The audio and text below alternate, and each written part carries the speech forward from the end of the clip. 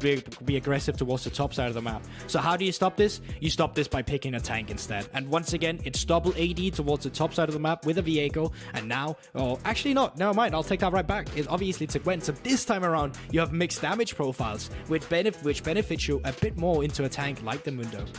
And also, you just get the double pickups of the Gwen and the Viego, which is super huge, as they've had such influences in the meta here recently. But after that performance from Beishang, but it's a startup that needs to happen. You got to get the engine revving. You got to get the heaters warmed up and ready to go, because the fight is coming, and its face is Team WE. You see the rift unfolding in front of us, the beautiful skybox that is the LPL, as game number 2, OMG versus Team WE, is going to be kicking off now. Ooh, it might be kicking off with a bit of a bloodbath at least. Cole having to crash down to get out of there, but this should leave some early intel towards the side of WE. They are warding the red buff, and they should have the starting lineup now from Aki if he decides to start bot side or if he's up towards the top side of the map. We'll see what kind of path things go this time. I know we got the full double clear last time around. I still want to see if we have any of that crazy jungle pathing we see, the skipped camps, those kinds of things, the early influence, because I do still appreciate those kinds of moments and the things that you can accomplish in that fact. But the game looks so comfortable from both sides last game that you got to expect a lot of the same game plan, at least early on. Maybe not that 3 kill given over by OMG, but the general strategies at least are going to be the same. It might be, but you know, we do actually see some of that rotation. This time around, Beishang is actually starting towards the top side of the map, while Aki is starting towards the bot side of the map, which is completely opposite of what they did in game 1. So this time around, Beishang will be pathing down towards the bot side for his AShe and Braum, and Aki, he's going to be moving up towards the top side to try and attack Breathe. Missing in a little bit of trouble here. A decent amount of damage put back by Cold and Abel, but Elk able to get some extra shots in as well. Gotta say that bot lane is gonna be a little bit volatile. We saw a lot of influence from the junglers last time in the bot lane. We'll see how that works out this time. This is what I like to see. This is what I wanted to see. Aki skipping some camps, going to top side, trying to get new, trying to shut down Breathe. His big piece for Team WE. It looks like the Ignite's going to be burned. A lot of damage from Breathe, but the sustain is not there just yet. He might be able to find the outplay. They don't feel confident here. Breathe just playing it immaculately. He does have a little bit more than 100 health. Do Nu and Aki want to go for this one? No way. They will not find it. He gets away. He didn't even have flash, Goldberg. No, but look at this. Beishang has the information now. Aki's only level 2.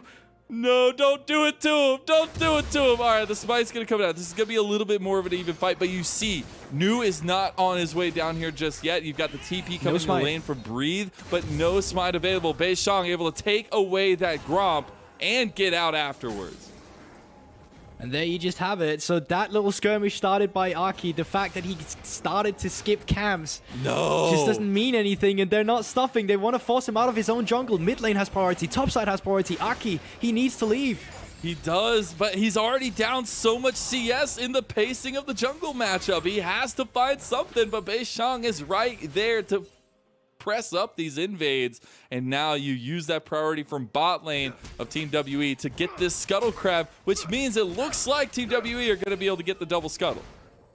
This is disaster for OMG, and specifically for Aki. He's losing so much in the early game. He lost his top side after the early game. He doesn't have bot lane priority, so they can't contest the blue side jungle of W either. And as you said yourself, he just lost double scuttle. This Xin Zhao has been put so much behind just 3 minutes into the game. And something that stood out to me is, I was talking to Kelsey Moser before the series, as we mentioned earlier, but something that was big for her was the Beishang versus Aki dynamic and how the differences are there, what's interesting about them, and the fact that Beishang, you know, will typically play a little bit patient, will have those good impacts in those team fights, but this time taking the onus on himself, really living up to that Team WE early game focus and taking it into his own hands here, spotting out the pathing of Aki and making sure that this early game is just not the way he wants to be set up.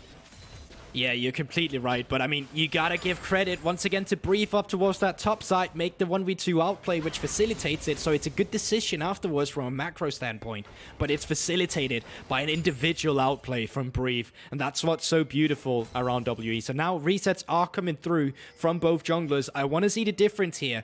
Aki moving up together with Cole towards the top side. Once again, they want to attack top side. Yeah, the roam timer there for Cold yet again. He's been very proactive on those timers. We'll see if he can get something on to Breathe. They really want to put down Breathe. They feel like this could open up the rest of the map for themselves and maybe just help sustain a little bit of that early aggression from Team WE. Looks like it's going to be awarded out, though, so not necessarily going to go for it just yet. A lot of time spent here by Aki, and being behind in CS does not help your case. And he's just leaving. He knows right now bot lane is pushed in. I have no idea where Cold is. We haven't seen him shove in the bottom side of the map. He can only be top side or mid lane right now. And therefore, he just backs off. And once again, that's just time wasted from the side of OMG. You can see they're so desperate to try and attack Brief, but he's so intelligent about it. He's not falling for the bait. And now to compare the junglers, Beishang sitting on a Sheen and a Ruby Crystal, while Aki only sitting on that Ruby Crystal. If a fight breaks out between these two junglers, there's nothing you can do about it. And now with bot lane priority being established by the side of WE, with the move from Beishang on towards the Drake, they're just going to be starting it up.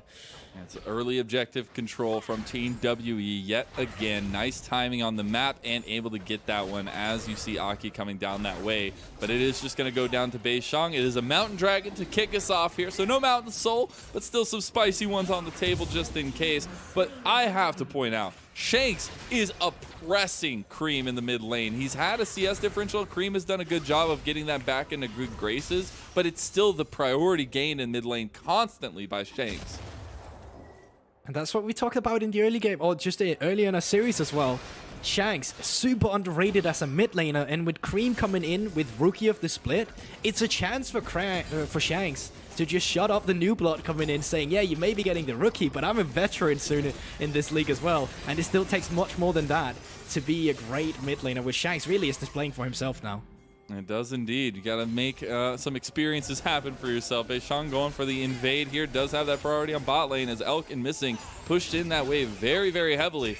Could be contested. This could be where we get first blood if Aki wants to commit to this one. Looks like Red will just go over to Beishang, but the fight afterwards, Beishang has to flash away. Missing with a nice wall, and he's going to be able to back him up as well. Tons of damage by Elk, but now you had the TP come in from New. He's able to join this fight and follow them up. Creme can't get the scatter of the week off there, but can't get the follow-up. Missing is going to go down. Is he? No, they find him in the end. It's first blood for OMG. They have found the early game.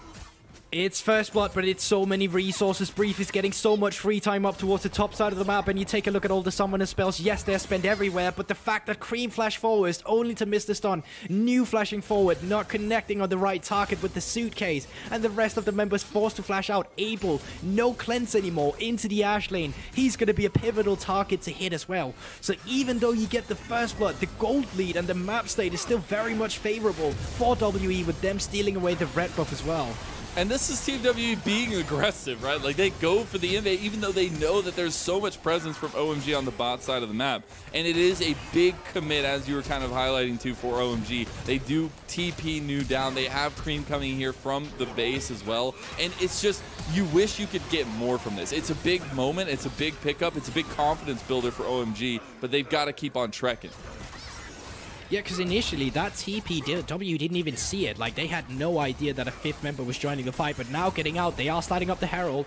It is. They're going to turn the fight now, too. A little bit of indecision coming out from OMG as the Enchanted Crystal Arrow is coming down. Missing getting very low. Missing's already dead. Enchanted Crystal Arrow is going to miss as well, but Breathe has found a kill, and that is not what you want if you're on the side of OMG. Shanks now finds his own kill, and they're going to get a double for Breathe in the top lane. He was quiet in game number 1, but he's starting off roaring in game number 2. OMG, they're trying to answer on the early aggression from WE, but they just don't have the actual damage to facilitate it. Right now, the skirmish come through from the side of Beishang, especially on the Viego. It's just so much further ahead than Aki on the Xin Zhao. There's just nothing you can do in those kinds of moments. And it was a little bit of indecision here from OMG. Do they want to commit to that fight? It's New trying to back away, but the AoE Breathe just being consistent in what he was trying to accomplish there. And then the turnaround is just easy for him. That's the thing, like, as soon as the reset starts coming through from the Viego, you already know there's not much more to do about this one, and it's just multiple members going down once again from OMG, and now Herald in hand from Beishang, but just looks like they're not done skirmishing. Like, they want to keep the aggression up. They do indeed, missing, able to get away from that aggression as you were saying, but a lot of bodies from OMG on the bot side here around this Dragon Pit. Still about a minute and a half until that next Dragon comes up. They're just trying to make sure this Vision game is on point. You're completely right. You can also see how desperate they are to get this ball rolling, to get this aggression rolling, OMG. Creme in the mid lane just sacrificed CS to go for that roam as well. And now, as you rightfully said so yourself, 1 minute until the next Drake comes in line. It would be the second for WE. So I think Beishang, he's just going to be full clearing his top side, and then they're going to start working around with the priority they have from that mid lane, they have from that bot side, to set up the correct vision with the ping wards towards the Drake to make sure OMG, they cannot contest. It's all about the setup here, and we said in our beginning pieces here about OMG, time will tell how this team is able to work out, how this late game is their bread and butter, but they gotta get there. And Team WE have done such a good job of upping the ante here early on in all of these games, and forcing OMG to adapt to that playstyle, to kind of fall into that playstyle a little bit. Up towards the top side as well now. You mean they're expending so many resources to make sure that even Breathe can just get a favorable back off as well. They might actually commit to a play here. Okay, so I think the decision making is that they anticipate a dive from OMG up towards the top side of the map, because I'm just going to stop that. Shanks may be getting caught. Shanks getting a little aggressed on. He does have his popped as well. I don't know. Shanks able to get away from that one, but a lot committed, as he will have to get away from mid lane. Team WE continued pressure up top lane, continue to try to get Breathe ahead. And I think that's something else that's changed a little bit from the side of Team WE in this second game. Yes, you had a Vayne in game one. It's easy to put some resources there, but now to adapt to that and give Breathe the tools he needs to succeed on this Gwen. I mean, this is just a testimony to how much they're willing to put into Breathe. They didn't care about their Herald, their Drake stacking here. They were just like, all right, we don't care. We're just going to get the Rift Herald in Breathe, get him that extra gold. We're going to see if we can get the second charge as well. And because of this, you're losing a lot on the bot side of the map. You had all the priority to play for. They're still not done trying to play for it. Enchanted Crystal Arrow, there's the cleanse. Able a little bit low here. The approach velocity brings Elk into the fight. Cold re-engages to just try to get him off his back, but they're all so low. Flash forward from Elk, but it's his doom. It's traded back and forth. We got 1-for-1 on the bot. Shanks trying to get the outplay into Aki while he's taking the dragon, but OMG will have reinforcements for this objective, and they'll be able to tie that up in 1-to-1 fashion. And just like that, they finally get a kill for themselves down towards the bottom lane with that priority. They do get the Drake on OMG, but more crucially, Marcel, they got 2 turrets up towards the top. Almost so they even got a third charge with that Rift Herald. So not only was that the plates, the first turret going over to Breathe and Beishang, they also shared the gold on the tier 2 turret, which is 300 gold to each as well. So they just got so much extra on the top side of the map from that Herald play. Something that has stood out to me so heavily in these games so far, and we're only in game 2, right? We still probably have a long night ahead of us, at least I'm hoping so. But it's the passive gold leads that Team W has been able to get on top of their early advantages. And we're going to dive into that bot lane fight, a little bit of trickiness coming out, and Cold able to find the re-engage there to stop Abel from going down initially. But it's the trade back of kills and the full commit down here from both squads. Yeah, you're completely right. I think in the end, it's still very much fine to trade your support for an AD carry. If this had just been the play in the vacuum, you even got the Drake, so under normal circumstances, would have been very nice for OMG, but the problem for them is that they're still not able to neutralize the aggression to come through from the top side of the map. They're still not able to stop this early aggression we always talk about from WE. It's a very tough thing to deal with, especially in moments like this. And as you're staring down this gold differential and you know, pieces coming online for Team WE, I do want to say, you know, this top side of the map, Beishang and Breathe, you've got to find a way to deal with it. And I know that Aki and OMG have been putting a lot of eggs into the bot lane basket, but at some point you've got to deal with this split side. You've got to deal with this top side of the map that is now down 2 towers, 2.5 towers or so. And with Baron coming up and everything, like Rift Herald's still available because it's so early in the game, like you need to get a hold of the top side. Yeah, you're completely right, but you can already see they're trying to come in and establish that aggressive vision on WE. They want to take away everything they can, because right now they're just so much further ahead. So a fight might break out around this, but it seems like they're just going to be backing off after getting the blue buff. Oh no, they're not backing off anytime soon. The Crescent Guard comes out, but Breathe has already found it. Oh no, it's looking like hell in a handbasket right now for OMG. As New is the next to fall, the resets are coming out, and Team WE are finding it again and again. It is a full team composition that is coming online for Team WE, and everybody's participating. One thing is WE so far ahead. Another thing is OMG just keeps running into them. Instead of trying to cross-map anything, they just want to handshake every given fight, and they lose out of it because of this. The cherry on top as well in that fight was just Elk casually shooting the Crystal Arrow and hitting Creme with it as well. So not only do you get the kills, the blue buff, the camps from the OMG's jungle, you get the mid prow, you get the Herald, and once again, tempo and gold advantage over to the side of WE. And that's where I want to highlight a couple points here. I was talking a little bit in the draft where I've really been liking this Ashe pickup here in the meta and the utility it brings, because you can set up plays like this. Creme is able to find a way out there. The Scatter of the Week's coming back up, things along those lines, but he just can't because the CC is so long and the target calling from Team WE is so good. And, you know, you're looking at this here, and we talked about it earlier in this game, where OMG might be buying into the Team WE style, and not necessarily, it's not a good fit, right? Like, you're seeing this OMG team where they are a late game strength. They are this hands-diff team, but when you're giving up these fights early on, it's really rough. It definitely is, especially when so many members are ahead on the side of W. It's not only one member you have to neutralize, it's multiple. And usually we would talk about OMG toward the third Drake, towards this 20-minute mark where they actually start excelling, starts coming back into the game. But it just haven't felt like that. And now with the second Herald for Beishang, where do you think that's going? Well, that's going straight to Breathe once again. It's the Breathe and they want to show. push this Mundo as far back. Can they get 3 turns this time around? They already have 1. They'll for sure get the second. All right, I'm just let's gonna count it say, up. I feel bad for New here. Like, he's just been left. He's like, guys, I'm losing my towers. I don't know what to do here. Somebody call some help. But it will get another charge off. That means top in-hit tower and bottom in-hit tower. A little bit worse for wear here. But OMG need to find something to hold on to as Team WE continue to push up into their faces.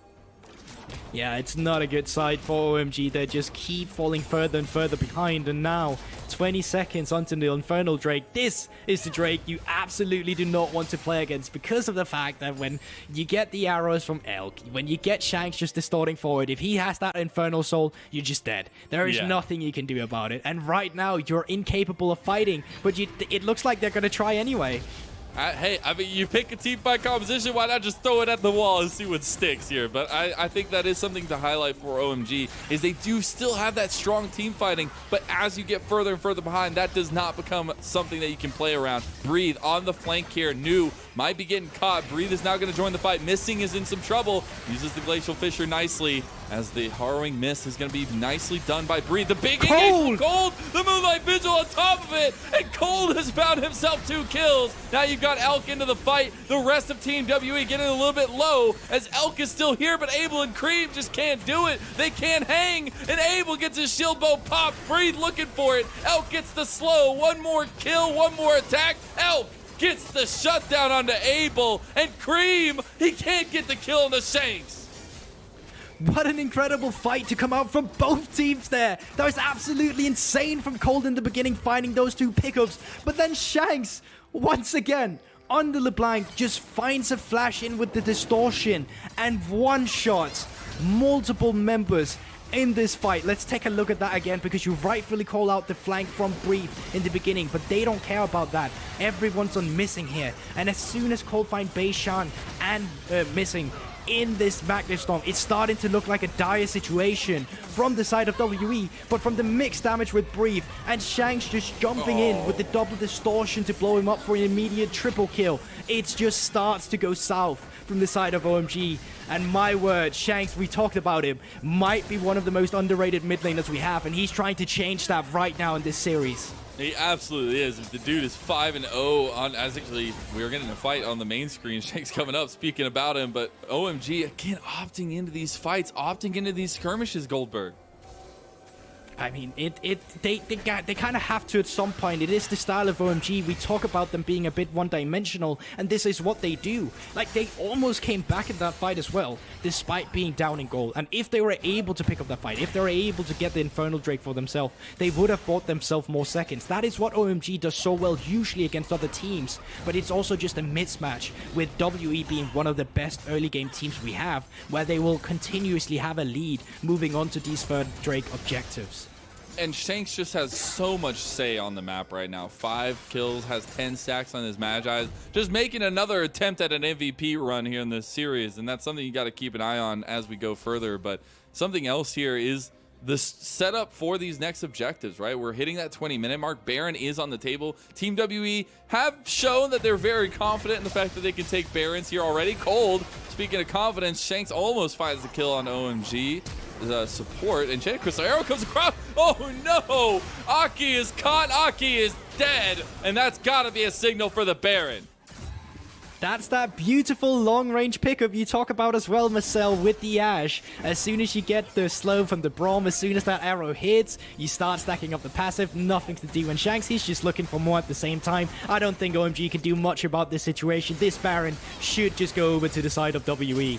Shanks able to play the best bodyguard you could ever ask for at this point. Baron's just going to go down. They're going to try to get mid to defend against this tower push. Maybe even finding the engage here. Breathe looking for it. Has the hard miss to dodge a lot of the damage coming through, but missing goes in now. They're still following this fight. Moonlight Vigil comes across, but isn't going to find much. Abel getting a little bit low as it's already cold down. They get a trade back. Breathe does fall. It's a nice little shutdown, but Abel's going to get heartbroken as he is taken out. The resets come alive for Beishang. And now it's just starting to turn into a run over from the side of WE. This time around, no people getting caught off guard there. A cohesive unit moving around in the enemy jungle, setting up the waves with the Baron buff, taking care of the members of OMG, and just pushing down towards the middle lane now. I wanted to set up, item advantages, things that we could look at going further on, but Team WE just want to put that into the dirt here. They want to take down some of these motives, at least for OMG, where that inhib tower is a big point of pressure and a big moment for Team WE to continue to snowball. Yeah, and once again, it's coming from Shanks. He's finding one of these picks towards the enemy jungle, and then the setup with the Viego, the stun into the Winter Spite, and the passive to hit. I mean, there's nothing for Aki to do. He's already overstepped, and he don't even know it. And then it's just the ground that Shanks create as well, the pressure that he's able to push on towards them, with missing landing a great Glacial Fissure to pick up onto Creme. And you know what? Yes, in the end, you do get a kill onto Abel, but it's not going to do much. That shutdown, you're still so far behind. And with the Heartbreaker just to come through at the last instant, it's just tragic to watch. And it's right back to it, Goldberg. They just don't quit. It is the Energizer Bunny over here, and its faces Team WE, because they do not want to give up this advantage. They're back at that 10,000 gold lead like we were in game number 1. They are feeling some deja vu here, and it's feeling really good. It definitely is, and now they're just excelling that map pressure. They have 3 members in the mid lane pushing up with Baron buff, Breathe up towards the top side, and Shanks towards the bottom side of the map. So they'll be just juggling the pressure now from the Baron up minions and try and juggle OMG around, try to make them collapse to this inevitable push coming through now. They got bot lane focus. Top lane is pushing as well with Breathe. Mid lane as well. You've got every single lane pushing for Team WE. They can't get split apart here if OMG want to go for a full commit. Or if OMG just stay here, they will lose all 3 inhibs as the siege comes down. The Baron is still available for another 30 seconds or so. And Team WE are just looking to put that nail in the coffin yet again. It's just like game number 1, Goldberg. It definitely is, and all that pressure is just starting to collapse now. Top side down, mid lane down, bot lane sure to fall now as well. Big damage from OMG. You see they're kind of baiting for a fight. They want to go in. Aki takes the engage. He takes the onus. Elk uses the Enchanted Crystal Arrow the wrong way, but doesn't even matter. It's a little bit of flare to come in the end as Team WE are going to wipe off OMG again. The minions are going to help him finish it off as Shanks goes for the kill on the Creme. He wants to make sure to get that confidence built, but this is going to be game number 2, going even more handily to Team WE as they are coming out in this playoffs swinging hard. That's 2-0 up, and OMG are on match point to be eliminated. All right, just give Shanks the second MVP already again on the LeBlanc. He's doing such a phenomenal job on this champion, and question has to come through now for OMG. What do you do to shut it down? You tried the Sylas, you tried the Syndra, nothing in stopping this man. And you know what I think is the most impressive about Shanks? It's the fact that he's not getting resources. Exactly. He's doing this all by himself, because they're expending their resources up towards the top side of the map or down towards the bottom in the early game, and Shanks is just there, 1v1 against Creme, getting all this stuff done for himself. That is super impressive.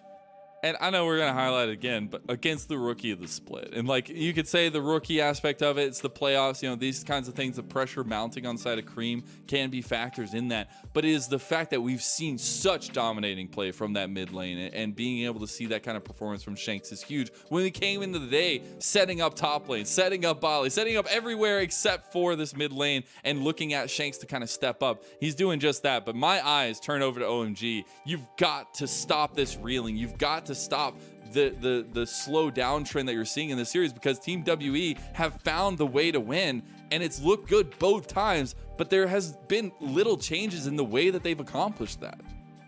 Yeah, and you know, it's interesting because I think they did the greatest job at neutralizing WE in the first game, where they were only 1k behind by 15 minutes, which was fine because they had that teamfight composition that was going to outscale. But then they started to be aggressive at times where it just kind of felt wrong. And I think for OMG, it comes down to the decision making. There's a lot of times in this series where we have already seen them get caught or take a fight that we already know they're not going to be winning.